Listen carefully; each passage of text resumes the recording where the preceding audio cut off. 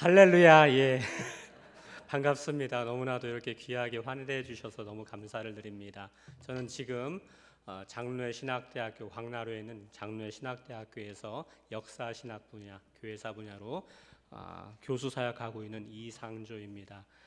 우리 정대일 목사님과는 아주 오랜 시절부터 함께 친구로서 성장하고 또 신대원도 같이 함께 다니고 사역도 같이 하고 전에 있던 교회에서 하면서 오랜 친구이기도 합니다. 소중한 친구 목사님의 목회하는 교회에서 말씀을 전할 수 있어서 참 뜻깊고 개인적으로 감사하다라는 생각합니다. 또 불러주신 당회에게도 진심으로 감사를 드립니다. 장로회 신학대학교에 우리 대명교회에서 약 2년 전부터 또 당회 통하여서 이렇게 후원하는 걸로 알고 있습니다. 너무 이 자리를 빌어서 감사의 말씀을 전하고 싶습니다. 계속해서 위에서 저희 장로회 신학대학교 위에서 기도해 주시고 함께 마음 모아 주시면 감사를 드리겠습니다. 말씀 전하도록 하겠습니다. 제목을 은혜를 맡은 선한 청지기 이렇게 정해 보았습니다. 정대일 목사님께서 옛날에 함께 사역을 하다가 그러니까 신대원 마치고 사역을 하다가 미국으로 간 사이에 저는 독일로 갔었습니다. 공부하러. 독일에서 약 유학하며 10년을 살았습니다. 그때 공부도 했습니다만 목회도 함께 했습니다. 목사 안수를 받은 후에 곧바로 담임 목회를 했습니다. 첫 번째로 사역하던 곳이 독일이었고 사역하던 그 교회의 구성원들은 30, 40대가 줄을 이루는 이민 목회가 저의 첫 사역지이기도 했었습니다. 그런데 원래는 공부하러 갔었기 때문에 공부에 더 큰 마음을 갖고 있었는데 어찌어찌 하다 보니까 간지 2년 만에 목회를 같이 겸하게 되어서 삶의 방향이 좀 바뀌었습니다. 공부하며 목회할 때 그런데 가끔 저를 무너뜨리는 마음이 하나 있었습니다. 어느 순간 몰려오는 소위 빼앗긴 마음이었습니다. 해외 한인교회에서 목회하다 보면 목회자가 개척교회를 하듯이 처음부터 끝까지 모든 일을 다 해야 하는 상황이 너무나도 많습니다. 예배 인도와 설교만 하는 것이 아니라 예배 세팅도 해야 되고 그 다음에 주방 식사도 준비해야 되고 간식 세팅도 해야 되고 그 다음 예배 후에는 청소도 하고 설거지도 하고 원래의 모습대로 그러니까 독일 교회 예배당을 빌려서 사용하다 보니까 원상복귀를 그대로 하고 매주 일마다 나와야 됐었습니다. 그런 일을 할 수는 있습니다만 반복되는 상황 가운데에서 어느 순간 이런 생각이 들더군요. 내가 지금 여기에서 무엇하고 있는 거지? 라는 생각이요. 내가 이러려고 독일에 왔나? 라는 생각이 제 마음에 이렇게 들더군요. 이런 생각이 들면서 소위 빼앗긴 마음이 저를 엄습하게 되었습니다. 여러분, 이런 빼앗긴 마음이 드는 것은 어찌 보면 비단 저만의 경험은 아니지 않을까라는 생각해 보게 됩니다. 교회에서 나름대로 직분을 받아 열심히 봉사합니다. 이른 새벽부터 나와 교회와 성도를 섬기며 살았는데 어느 순간 왠지 잘못 산 것 같은 그런 마음이 들 때가 있습니다. 그 다음부터는 교회에서 봉사하는 것이 왠지 즐겁질 않습니다. 원래 하던 거니까 하지만 점점 힘이 빠지고 때로는 하기도 싫어지게 됩니다.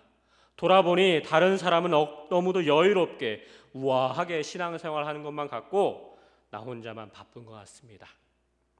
다른 사람은 딱 제 시간에 와서 예배드리고 살짝 사라지는 것 같은데 나만 미친 듯이 하루 종일 교회에서 사는 것 같습니다.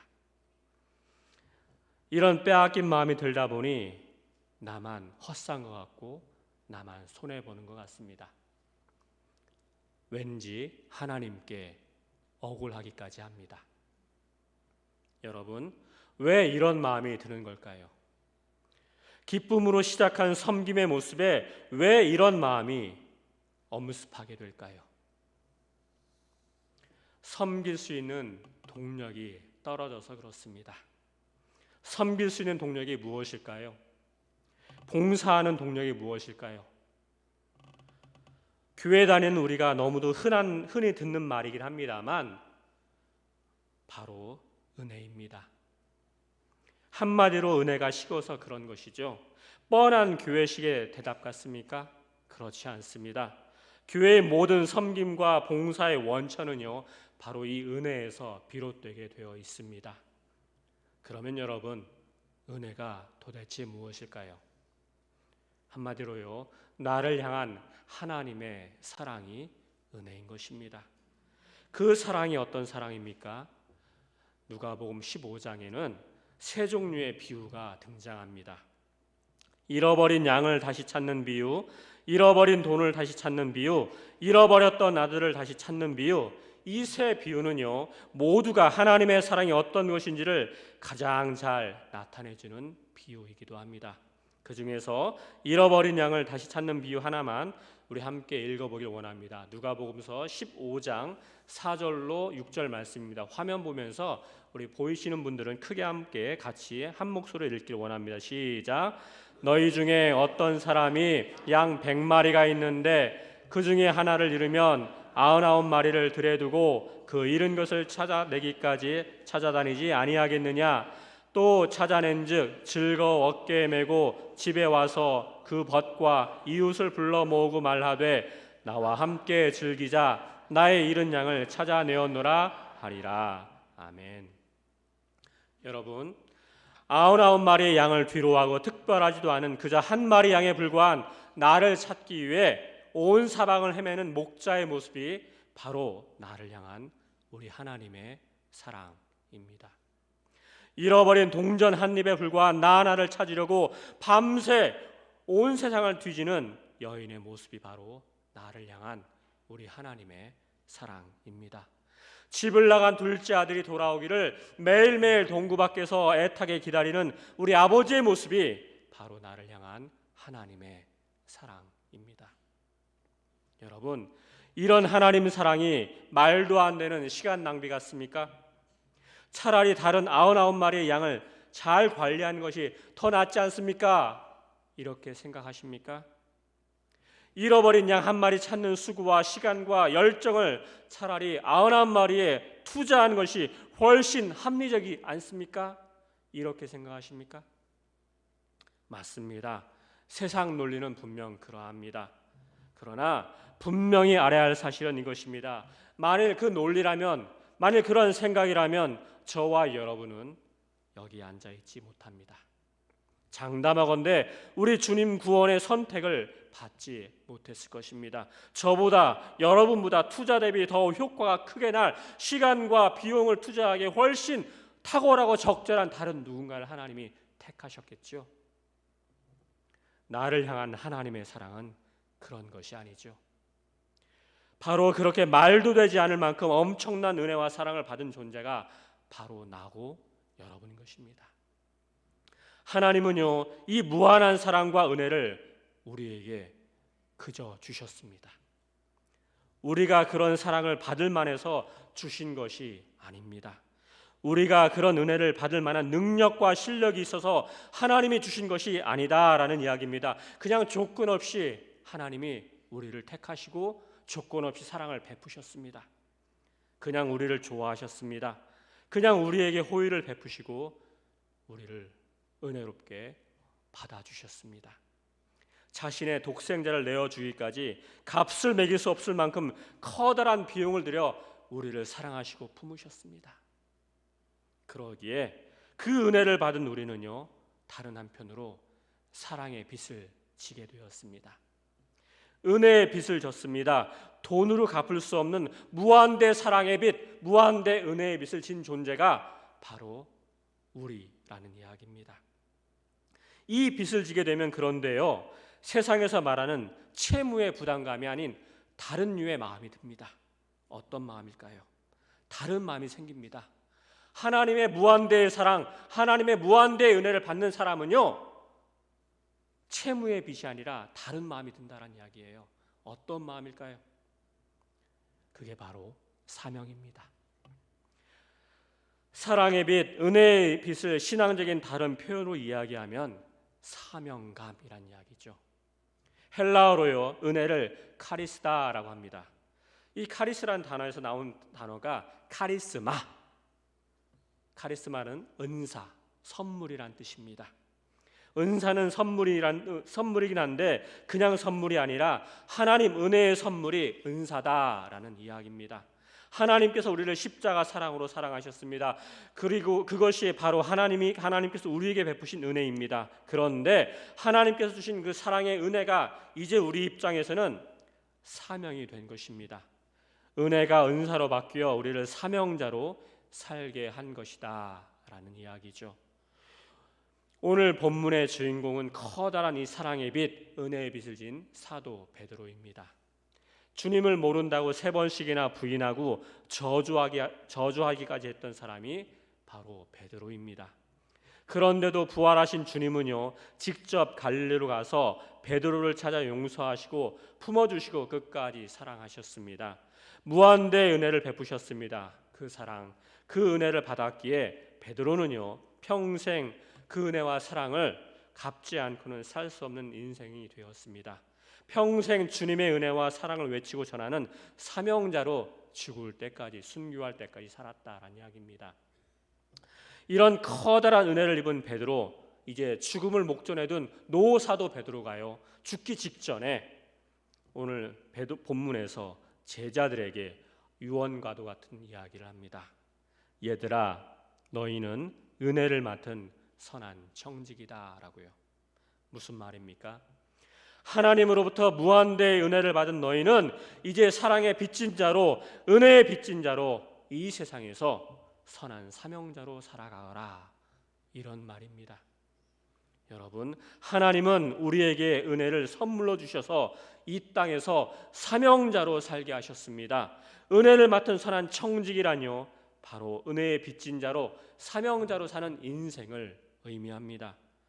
오늘처럼 남선교회 헌신 예배를 드리는 우리를 향하여 하나님께서 하시는 말씀이기도 합니다. 은혜의 빚진 자로서 여러분은 이 세상에서 사명자로 살아갈 수 있기를 바랍니다 라고요. 그러면 여러분, 사랑의 빛, 은혜의 빛을 진 사람은 어떤 사명의 삶을 살아야 할까요? 은혜를 맡은 선한 청지기는 과연 어떤 사명을 지녔을까요? 오늘 본문에 따르면요, 하나님께서 우리를 사명자로 살게 하셨는데 3가지의 사명을 주셨습니다. 하나씩 살펴보겠습니다. 첫 번째는 7절에 있습니다. 정신을 차리고 근신하여 기도하라. 무슨 말입니까? 은혜를 맡은 청지기는요, 첫 번째로 기도할 사명이 있습니다. 언제까지 기도해야 될까요? 청지기의 사명은요, 응답이 올 때까지 기도해야 할 사명이 있습니다. 여러분, 하나님은 우리의 기도에 반드시 응답하시는 분이십니다. 우리의 모든 기도는요, 다 응답되게 되어 있습니다. 그런데 문제가 있죠. 하나님이 응답하시긴 하는데 하나님께서 원하시는 방법대로 응답하십니다. 우리가 원하는 방식이 아니라 하나님의 방식대로 응답하신다라는 이야기입니다. 구하는 것은 우리 일이지만 응답하시는 것은 하나님의 일이기 때문에 그러합니다. 하나님의 응답, 우리의 기도에 하나님 응답하실 때 하나님의 응답은요, 3차원의 응답이 있습니다. 예스가 되었든 노가 되었든 웨이트, 이 3종류의 차원으로 하나님은 응답하십니다.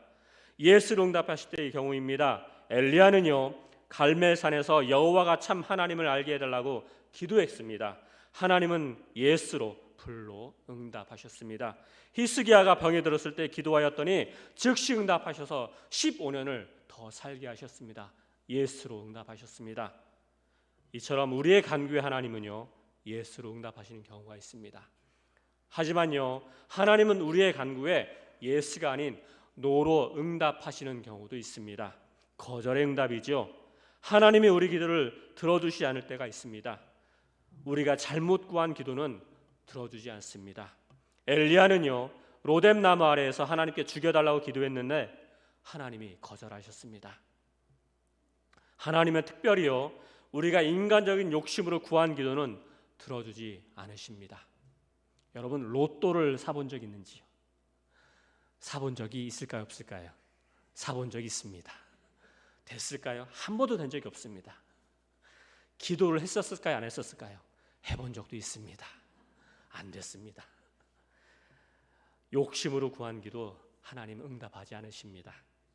그런 기도가 응답되면 영적으로 우리에게 해가 되기 때문에 그러합니다. 그래서 노로 응답하시는 경우입니다. 또한 하나님은요, 더 높은 목적을 위해서 우리 기도를 거절, 노로 응답하실 때가 있습니다. 사도 바울은요, 자기 몸의 육체에 가시 곧 사탄의 사자를 고쳐달라고 3번이나 하나님께 간구하였습니다. 여러분, 3번 기도했다는 말은 단순하게 3번 기도했다는 말이 아닙니다. 특별히 작정하여서 예를 들면 40일 작정 기도처럼 작정하여서 하나님과 단판 씨름하듯이 정말로 몸부림치면서 3번씩이나 기도했다는 이야기입니다. 그러나 하나님은 거절로 응답하십니다. 내 은혜가 내게 족하도다. 이는 내 능력이 약한 데서 온전하여짐이라. 여러분, 이 말 제가 조금 쉽게 해석하면 이렇습니다. 바울아, 너 이 기도 이제 그만 거두거라. 그걸로 족하다. 이런 것입니다. 왜 그러셨을까요?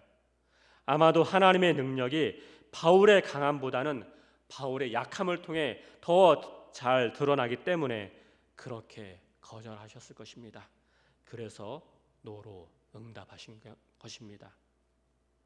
3번째로 우리의 기도에 하나님은요, wait, 기다리라 라고 응답하실 때가 있습니다.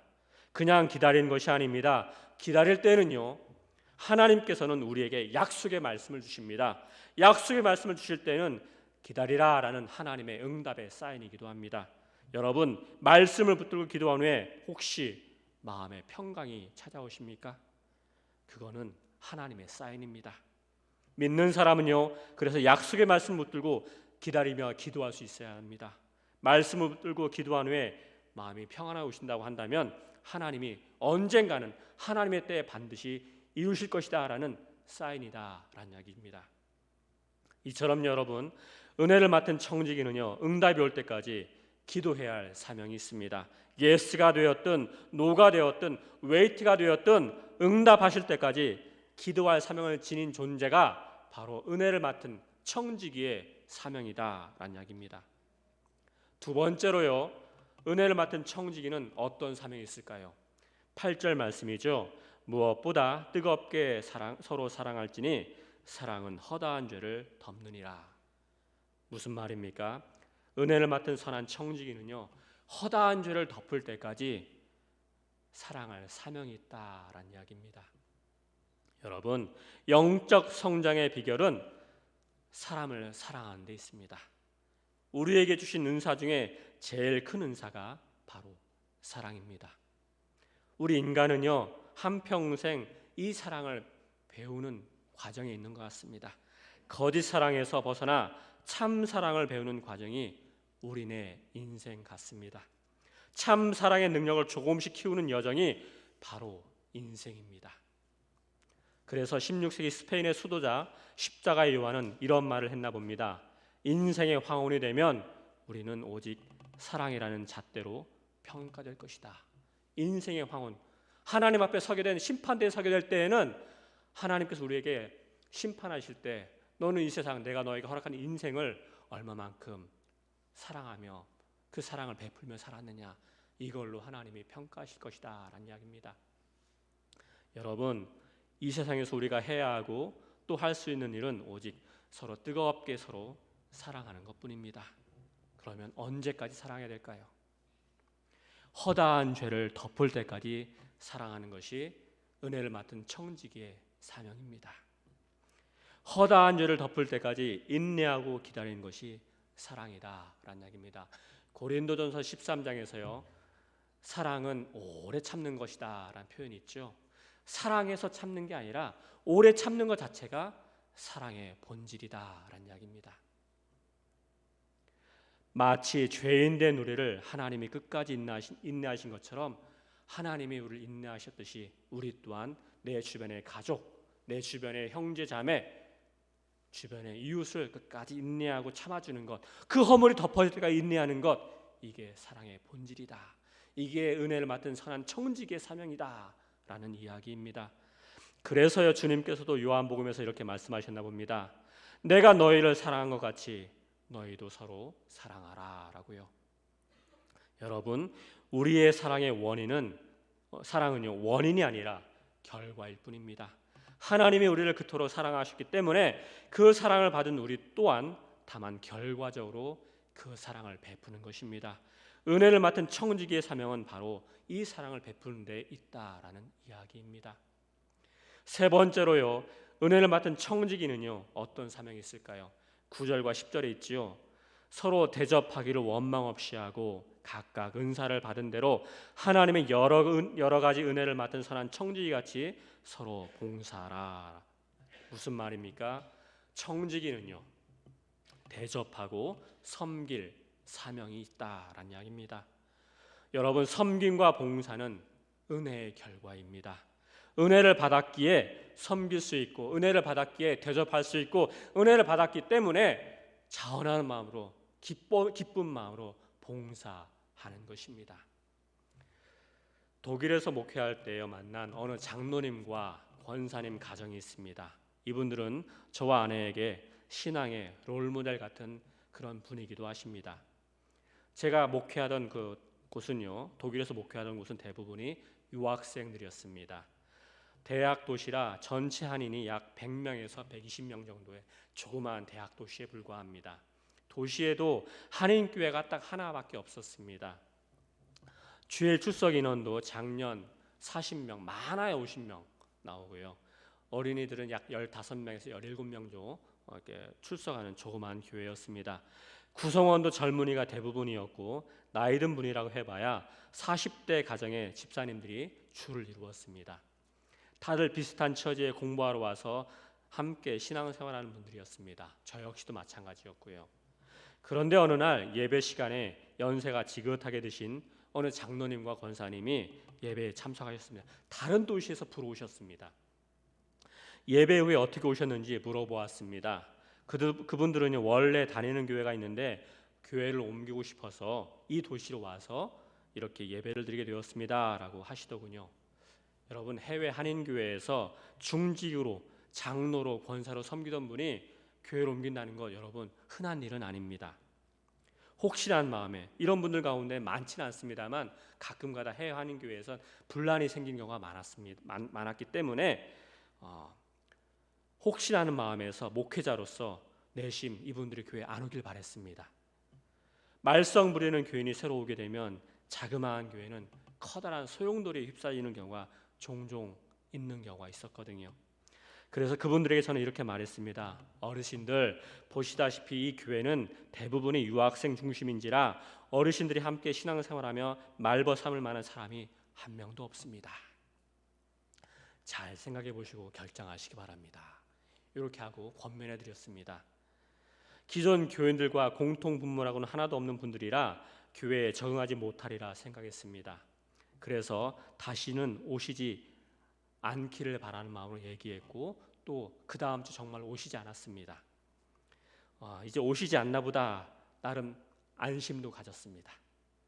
그런데요, 그 다음 주, 그러니까 2주가 지난 주일에 세 번째 주일에 다시금 예배를 드리러 오신 것이었습니다. 예배를 드린 후에 그분들이 저에게 말씀하시더군요. 목사님, 지난 주일에는 그동안 섬기던 교회 담임 목사님께 작별 인사를 드리게 되어 오지 못했습니다. 이제부터 이 교회에서 신앙생활 하려고 합니다 라고요. 막을 수 없잖아요. 그래서 이분들과 함께 신앙생활을 하게 되었습니다. 그런데 여러분, 걱정하던 제 예상과는 달리 이 장로님과 권사님은 어찌나 목회자와 교인들을 잘 섬기시던지 온 교우들이 다 좋아했습니다. 이분들이 교회를 옮긴 이유도 너무도 간단했습니다. 섬기던 교회에서 재정장로로 교회의 기둥까지 섬기던 분이셨는데 교회를 옮긴 이유가 다른 게 아니라 며느리와 아들이 아버지와 시어머니 눈치 보지 말고 편하게 신앙생활하도록 배려하기 위해서 본인들이 교회를 떠난 거예요. 처음에는 제가 믿진 않았습니다. 목사 앞이니까 그냥 둘러대셨겠구나 이 생각했었습니다. 그런데요, 나중에 그 아들과 며느리를 만났는데 사실이었습니다. 자녀들 마음 편하게 신앙생활하라고 본인들이 자리를 피해준 것입니다. 장로님과 권사님이 교인들을 섬긴 모습도 모든 교인들에게 감동을 주었습니다. 예배 시간에는 이 앞자리에 앉으셔갖고 있는 힘을 다해서 찬송을 드리며 예배에 집중하셨습니다. 또한 예배에 나오지 못하는, 교회가 멀어서 예배 나오지 못하는 청년들을 직접 픽업해 오기도 하시고요, 설거지와 청소를 두 분이 몸소 실천하니 젊은 집사님들이나 청년들이 민망해서라도 열심히 봉사하고 섬기시더군요. 제가 약 8주, 그러니까 2달 정도 당시 한국에 방문할 일이 있었습니다. 교회를 비우게 되었었죠. 2달 후에 공항에 도착하니 제가 얘기도 하지 않았는데 제가 오는 날짜를 맞춰가지고서 부로 공항에 마중 나오셨습니다. 장로님, 권사님이요. 그런데 그 두 분이 저와 제 아내를 보자마자 첫 번째로 한 표현이 참으로 아직까지 인상 깊게 남아 있습니다. 목사님과 사모님을 뵈니 영적 아버지, 영적 어머니를 뵙는 것 같습니다. 당시 제 나이가 만 31살이었고요. 장로님 연세는 60세였습니다. 장로님의 첫째 아들은 저보다 연장자였습니다. 많은 생각을 하게 했습니다. 여러분, 이분들의 끝없는 사랑의 섬김과 봉사는요, 온 교우들에게 잔잔한 감동을 주었습니다. 저는 장로님과 권사님의 섬김과 대접의 힘이 어디에서 나오는지 참 궁금했습니다. 원래 성정이 그러한가, 그런 생각도 해보았습니다.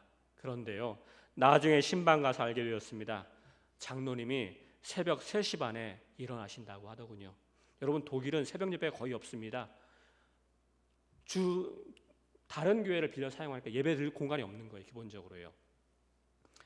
주변 인근에 새벽 예배를 드리는 교회도 없는데 왜 일찍 일어나시냐라고 제가 목사답지 않은 그런 표현으로 질문했습니다.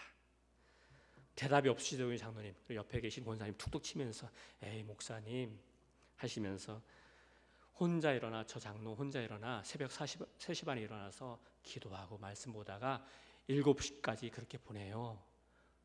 그리고 7시부터 일과를 시작합니다. 이렇게 말씀하시더군요.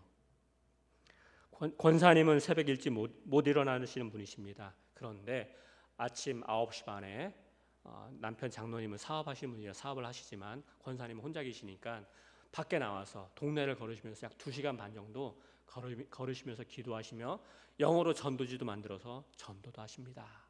말씀하시더군요. 그때 알았습니다. 이분들이 그렇게 교인들과 목회자를 섬기는 힘의 원천이 바로 여기에 있었구나. 오늘 말씀, 누가 봉사하려면 하나님이 공급하시는 힘으로 하는 것 같이 하라라는 이 말씀의 의미를 깨닫는 순간이었습니다.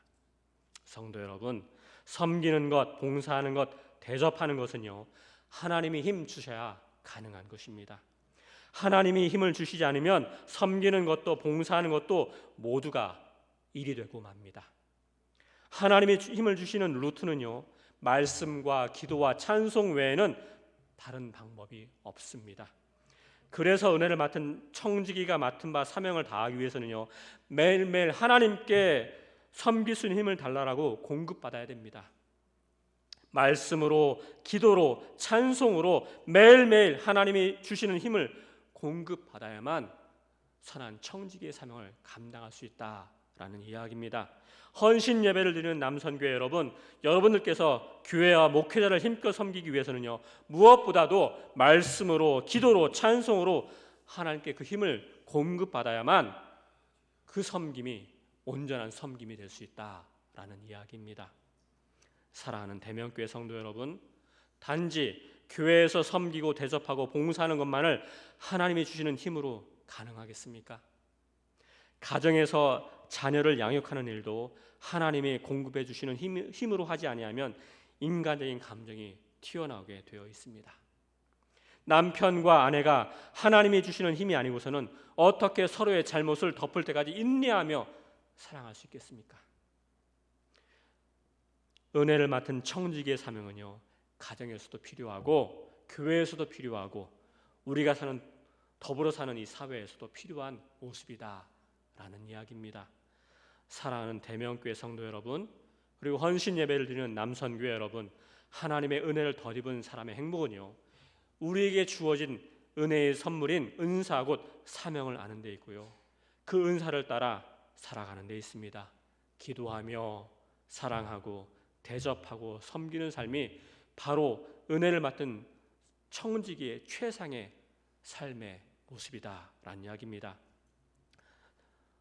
은혜를 맡은 청지기의 사명이란 멀리 있지 않습니다. 어려운 것도 아닙니다. 말씀에 집중하고 그러면서 기도하고 끝까지 허물이 덮어질 때까지 사랑하고 그 다음에 하나님 주신 힘으로 섬김에 봉사하는 삶, 여기에서 은혜를 맡은 청지기의 모습이 진정으로 드러난다라는 이야기입니다.